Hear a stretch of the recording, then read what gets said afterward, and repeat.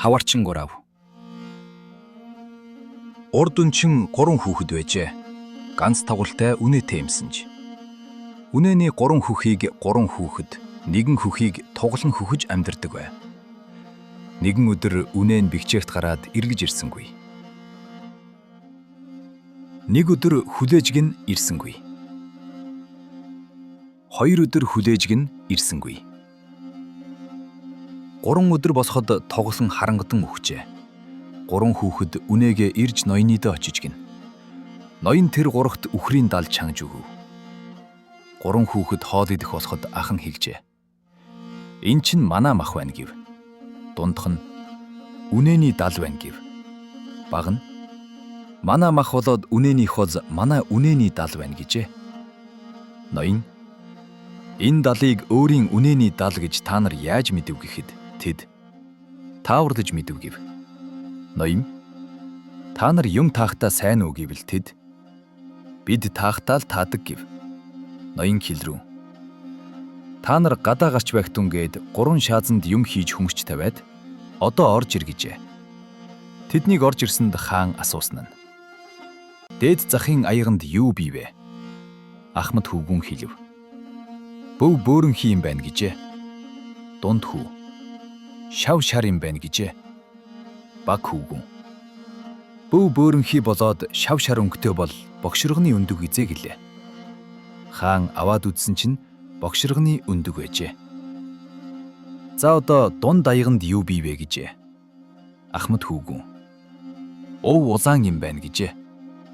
Дунд хүү ав амттай юм байна гэжээ. Баг хүүгүн ов улаанд болоод ав амттайхан юм бол чавга аль нь бизээ гэсэн чинь бас таачгчээ. Адгийн шаазанд ямар юм байна гэжээ. Ахмад хүүгүн дүгрэг хэлбэртэй юм байна гэжээ.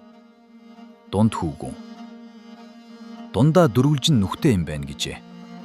Баг хүүгүн дүгрэг дүрстэй болоод дундаа дөрвөлжин нүхтэй бол уйлан зас визээ гэв.